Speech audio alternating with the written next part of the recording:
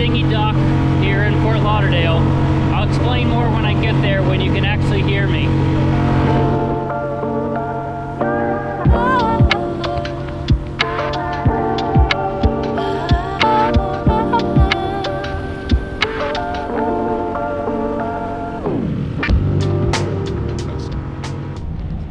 Just dropped off the Zodiac down there.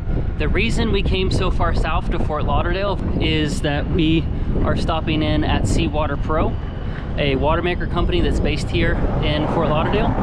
So we got connected with them through the Young Cruisers Association and got to talking with them and picked out a 40 gallon per hour permanent installation Watermaker, and we're going to be installing that here maybe later today or most likely tomorrow here in Fort Lauderdale. The only thing that was keeping us from being as off-grid as possible was water. We can't make diesel at Anchor, but we can make water with a Watermaker, and that's going to be huge for us because we do have a washing machine.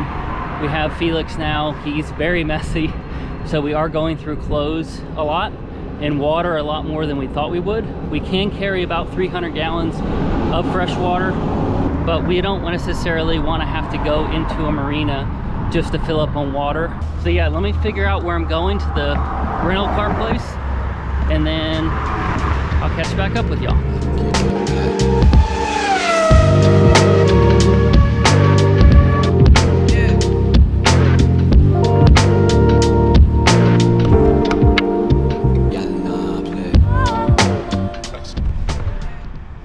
Time to ring the bell and say hello. You have your 2 membranes.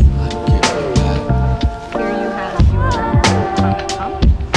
There's out here. It comes with Keep it on the filter, make sure it drops all the way. Make sure it doesn't drop. It just drops. Yeah.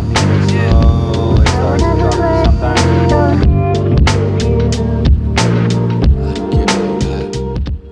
This box, I want to say 50, 65 pounds or so. We're going to be installing it underneath our main bed because we have a lot of space that we don't use for any kind of storage or anything. It'll be easy access to the filters and everything that check stuff. And then the control panel will be right there next to the bed, so we can monitor and turn everything on and off easily. We chose to run ours off of an AC generator, our Honda generator that we have. It's one of the main reasons why we have one. The other main part of this Watermaker install is that we are not right now plumbing it directly into the boat's plumbing. Our 31-year-old Beneteau has some interesting fittings that are not standard American or US thread.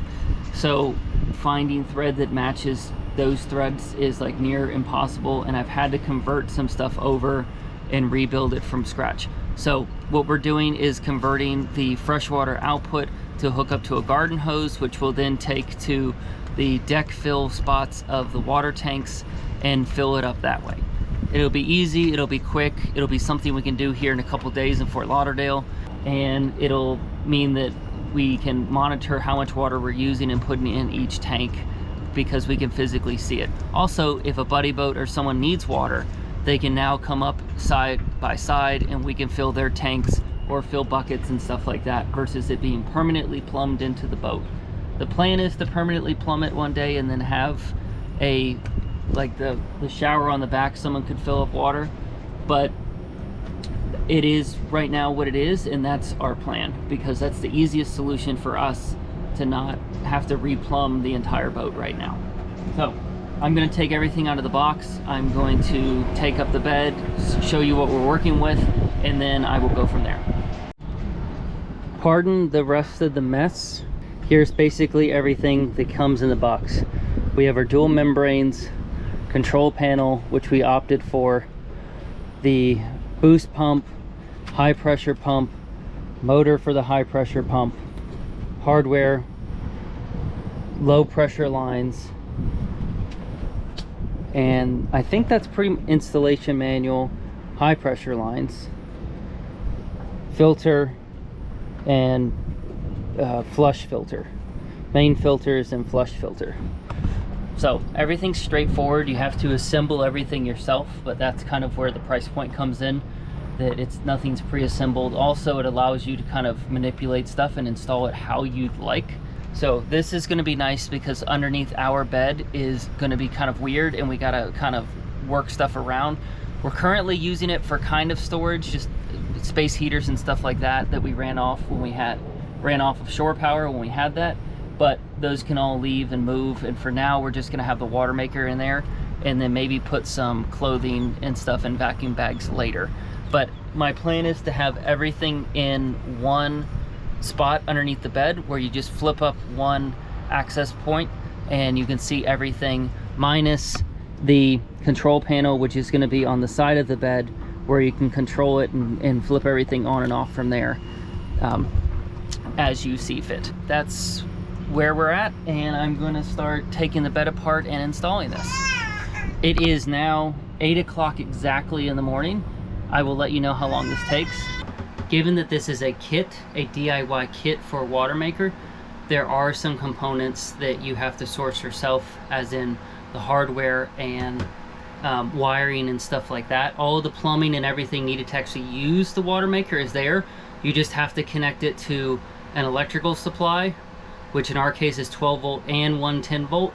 So I have some screws and stuff here, but I'm going to do a hardware run. So I'm going to take an Uber to West Marine, and there's a bunch of little hardware stores around that area. My goal is to get everything as assembled as possible and then do one hardware run. So I'm going to be assembling it, and then like the pre-filters need to be screwed on and mounted. I'm going to wait because I'm going to buy screws at once. I'm not going to go out and buy screws and come back just to do that. The other thing is I need to buy a sea strainer. I didn't know what the fitting was. I should have looked because we were at West Marine, but I didn't know what the fittings were, which they're 1/2 inch NPT for a sea strainer. So I'll pick up a sea strainer when I'm at West Marine as well. But this is the area. This was the main, that's one of our water tanks. There's another one here. The membranes don't fit in here, but they will fit on that back wall there. They're not really, they are a service item, but they don't, you check them for leaking every now and then. The pump and everything is going to go in here, as well as the pre-filters. It's very easy to get to. Actually, let me talk about this with Ashley real quick.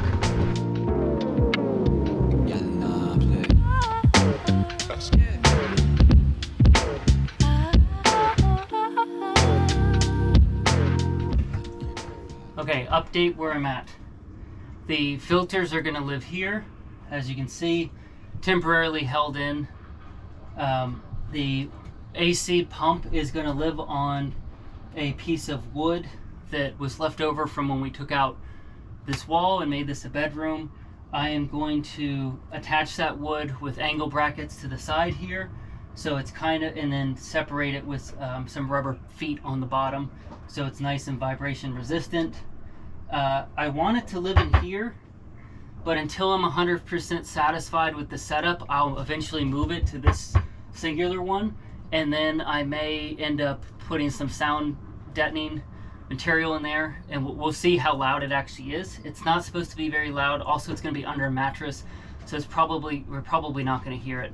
I'm at the point to where I need to start putting in the membranes and doing the plumbing for that. Membranes are going to live back here, and working on that. And then I skipped over the step for wiring up the motor.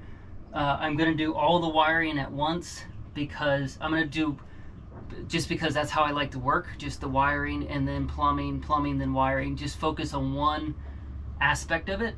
So I'm going to do that. But one really nice thing about if you get hung up on any, like the wiring here, I was a little confused about it first, because I thought our motor would come with the plug, but it doesn't. You have to wire it in your own plug or wire it into the boat.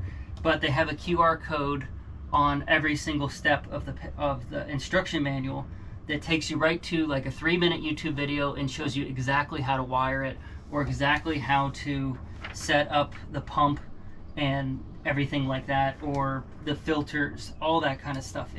There's a QR code for all of it. So that makes it very easy that if you get hung up, it's kind of like a quick start guide, but if you get hung up on anything, there is a nice long tutorial of exactly what to do for each section of the way you go. So I'm gonna work on the membranes now, which is, this is one of them. I don't know if this is the top or bottom or the first or second, more or less first or second, but I gotta unpackage them and see from there. So it is almost 1 o'clock, so that's 5 hours to do this, but we are at a point now where we can test everything. Fresh water, it will come out there. Brine is going to come out on that braided one. I'm going to prime the system, look for leaks, prime it with the boost pump, the low pressure pump. Once that's primed, I will kick on the generator outside, the Honda, plug into shore power essentially, and then kick over the AC pump, and we will start making water, hopefully. So I still have to connect it for the flushing system to our current fresh water, but in the interest of being able to make water in general, this is what a priority is right now. So same reason why I haven't attached this panel down there is because I don't need to right now, but I will later. So let me test for leaks and kick on that pump. Got a leak already. Probably something I didn't tighten. I got no leaks now. Got a little bit of salt water need to clean up, and I'm going to now hook up the generator, connect to shore power, and test the high pressure pump and then also the output, and then dial everything in. Okay, so we are ready to test. Generator's hooked up. Fresh water will come out of the white one. Brine's gonna come out of the braided one. Need to make sure none of the high pressure lines leak, but everything's open. I don't think anything's leaking. Gotta keep an eye on it.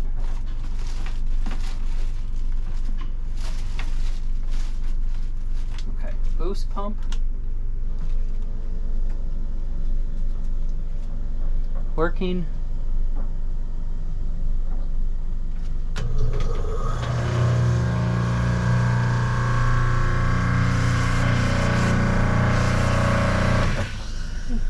Where you going? Oh, it's Leaking.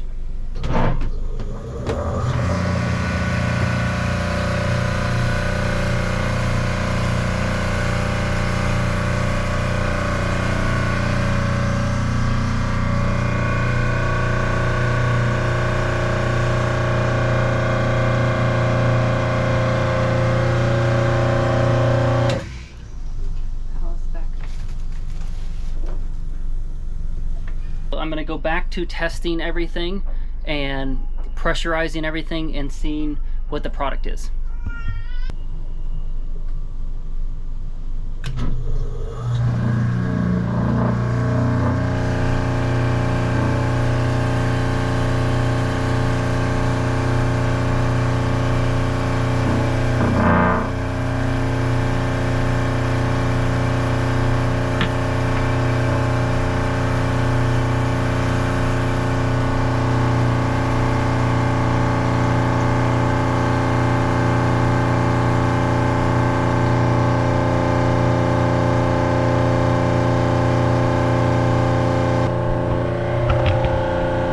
Noisy, but our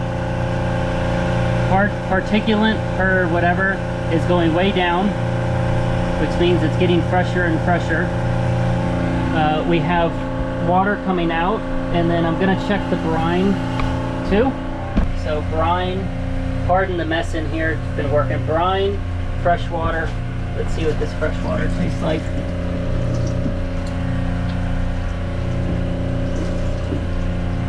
Yeah, that's drinkable water right now. That's very drinkable. No salt taste at all.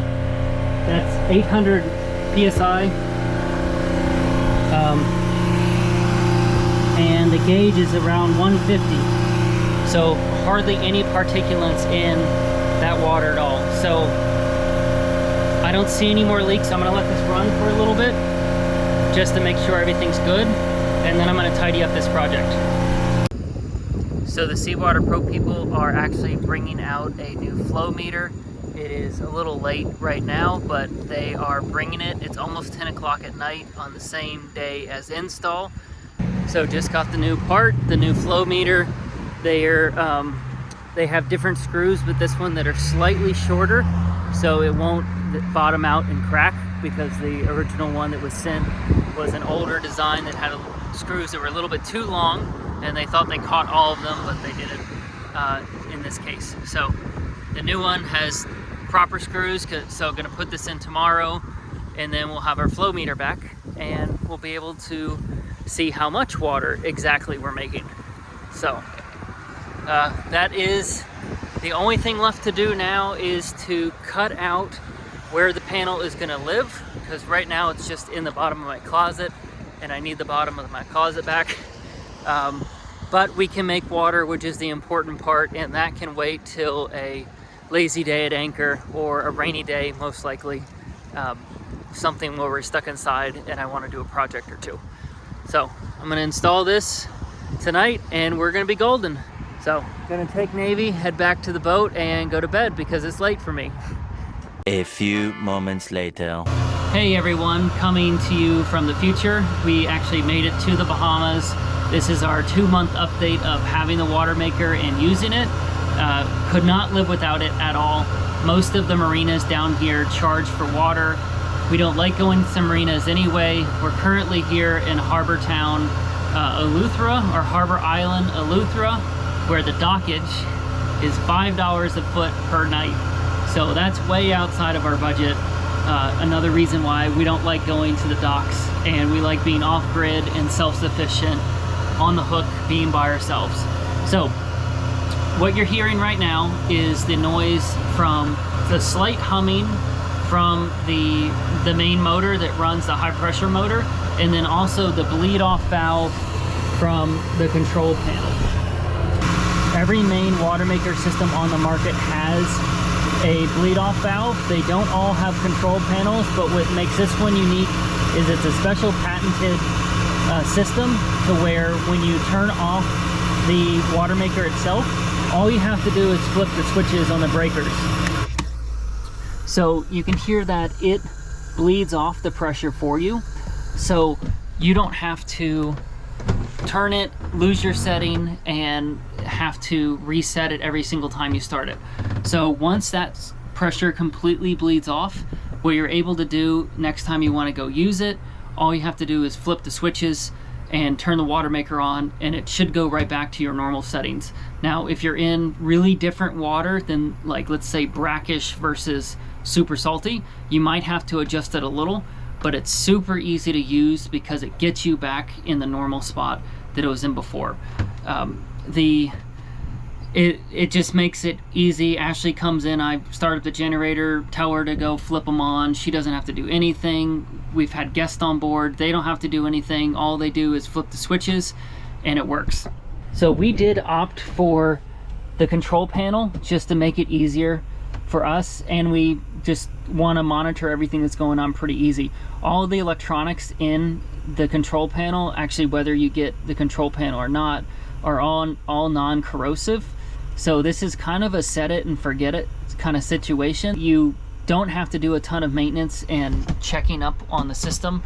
You just kind of turn it on, check your filters every now and then, and you're making water. So when we picked it up in Fort Lauderdale, that's actually where they make them. They make them there in the States, but they will ship it to you kind of anywhere in the world from what we were told.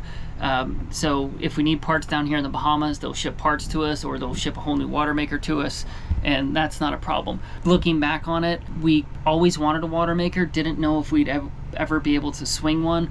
We looked at other brands on the market. They were just way too expensive for what we were able to do. We couldn't justify it versus going into a marina and filling up on water every now and then.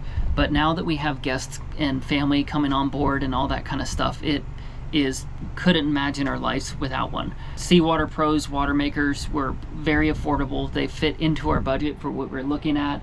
Mostly our budget with the output that we were looking for, because there are cheap Watermakers on the market, but they only make like 10 gallons an hour. So we'd be running our generator or solar, if we had it, enough solar, for I mean, 6-7 hours just to make 60 gallons, but we're making about 40 gallons an hour. So we don't have to run the generator very long. We turn it on for a couple hours, we do all of our chores, we make water for the entire week, and then after a couple hours of doing chores and laundry, we have enough water for the entire week.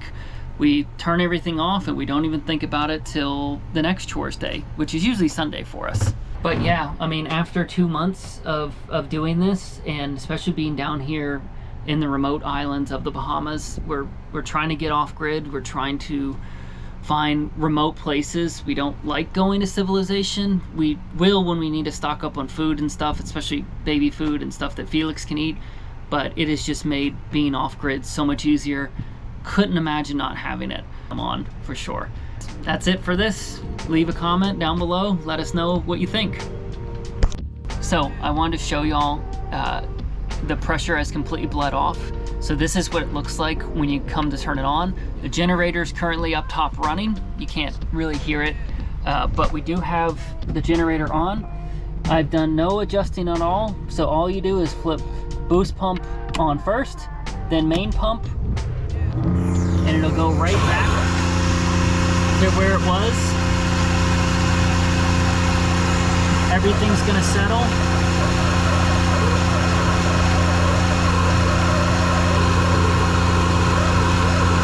But yeah, there's nothing to it. You just turn it on and off. Super easy to use. No adjusting every single time. Come in and flip on the switches and you're making water.